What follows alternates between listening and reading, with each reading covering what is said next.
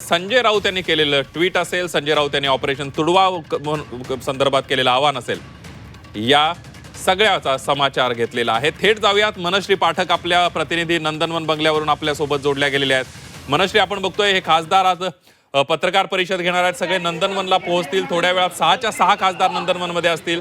काय सांगाल, काय घडामोडी आहेत नंदनवन मधल्या? नंदनवन बंगल्याबाहेर मी आहे आणि नंदनवन बंगल्या आपण बघतो आहोत की पोलिसांचा कडेकोट बंदोबस्त या ठिकाणी सुद्धा लावण्यात आलेला आहे. 4 खासदार जे विमानतळावरून आले ते विमानतळावरून थेटपणे आता नंदनवन या ठिकाणी पोहोचलेले आहेत. आतली दृश्य बघण्याचा आपण प्रयत्न केलेला होता की हे सगळे खासदार या ठिकाणी पोहोचले. काही वेळापूर्वी संतोष बांगर हे सुद्धा या ठिकाणी उपस्थित झालेले होते. या व्यतिरिक्त जे खासदार येण्याचं बाकी आहे ते खासदार म्हणजे ओमराजे निंबाळकर आणि संजय दिना पाटील हे 2 खासदार या ठिकाणी येण्याचं बाकी आहे. त्यांची प्रतीक्षा सध्याच्या घडीला केली जाते आणि आपण बघतोय की पोलिसांचा मोठा बंदोबस्त या ठिकाणी लावण्यात आलेला आहे. संजय दिना पाटील आणि ओमराजे निंबाळकर यांची प्रतीक्षा केली जाते. ते आल्यानंतर एकनाथ शिंदे यांच्यासोबत बैठक होईल आणि त्यानंतर वायवी चव्हाण या ठिकाणी पत्रकार परिषद सुद्धा पार पडेल. ज्या ठिकाणी ओमराजे निंबाळकर आणि संजय दिना पाटील येत आहेत त्या ठिकाणी सुद्धा कडेकोट पोलीस बंदोबस्त हा लावण्यात आलेला आहे. 4 खासदार हे यापूर्वीच येऊन पोहोचलेले आहेत. काही वाहनांचा ताफा येतोय. आपण बघतो आहोत की संजय दिना पाटील आणि ओमराजे निंबाळकर यांच्या वाहनांचा ताफा या ठिकाणी येत असल्याचं आपण बघतो आहोत आणि बघतोय की या ठिकाणी खासदार हे उपस्थित झाले. सर, एक प्रतिक्रिया.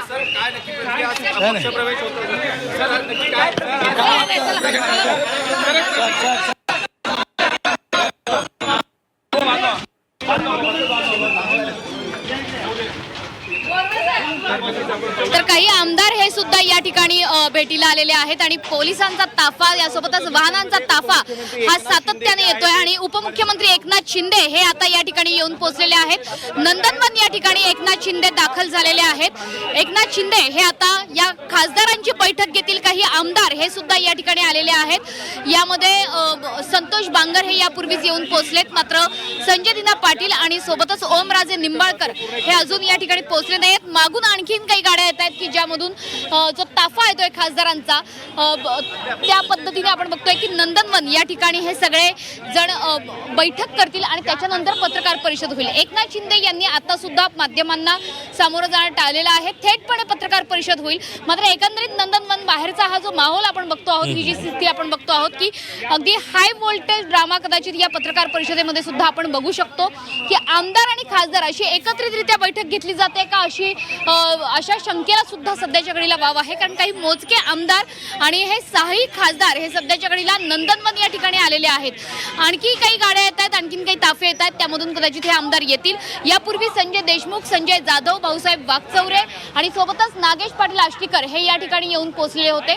आता प्रतीक्षा आहे ती ओमराजे निंबाळकर आणि सोबतच संजय दिना पाटील यांची आणि त्याच्यानंतर बैठकीला सुरुवात होईल. एकनाथ शिंदे यांच्याबरोबर ही बैठक पार पडेल. काही आमदार हे सुद्धा या ठिकाणी येतील आणि बैठकीला सुरुवात होईल.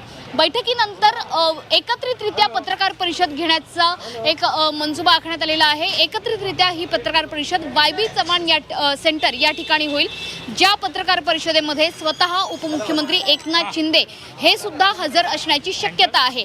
एकीकडे ऑपरेशन टायगर पार पडतं आहे. आज त्याला पूर्णविराम मिळतो आहे. पक्षप्रवेश झाला की हे ऑपरेशन टायगर सफळ संपूर्ण झालं असं म्हणायला हरकत नाहीये.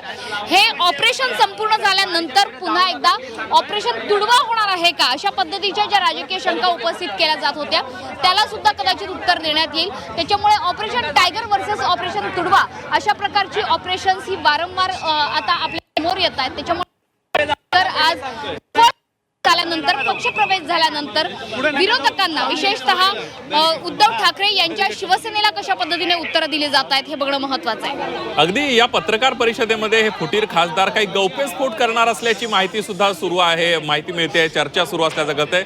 त्याबद्दल काय सांगाल मनश्री?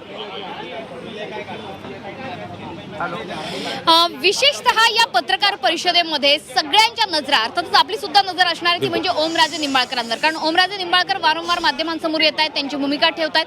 मात्र तरी सुद्धा अनेक प्रश्न आहेत की जे अनुत्तरित आहेत. या प्रश्नांना ओमराजे कशा पद्धतीने उत्तर देत आहेत हे बघणं महत्वाचं आहे. सोबतच ओमराजेंनी जी एक भावना व्यक्त केली की माझा निर्णय तुम्हाला भावनिकदृष्ट्या चुकीचा वाटू शकतो, मात्र राजकीयदृष्ट्या हा निर्णय बरोबर आहे.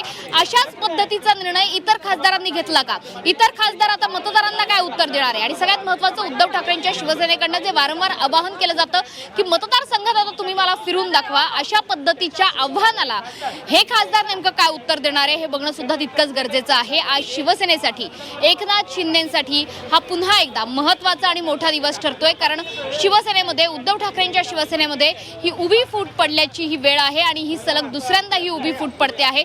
यापूर्वी सुद्धा एक मोठं बंड स्वतः एकनाथ शिंदे यांच्या नेतृत्वात झालं. पुन्हा एकदा एकनाथ शिंदेंनी हे ऑपरेशन टायगर घडवून आणलंय. बऱ्याचशा दिल्ली वाऱ्या झाल्या, बऱ्याचशा बैठका झाल्या. ऑपरेशन टायगर नावाचं कुठलंही ऑपरेशन अस्तित्वातच नाही, आम्ही ते करायलाच घेतलं नाही, असे सुद्धा दावे झाले. मात्र अखेरीस हे ऑपरेशन टायगर आपल्याला सुफळ संपूर्ण होताना बघायला मिळतंय. आज ठाकरेंच्या 9 पैकी 6 खासदारांचा एकनाथ शिंदे यांच्या शिवसेनेत पक्षप्रवेश आहे. अगदी मनश्री, तुमच्याकडे येणार आहोत.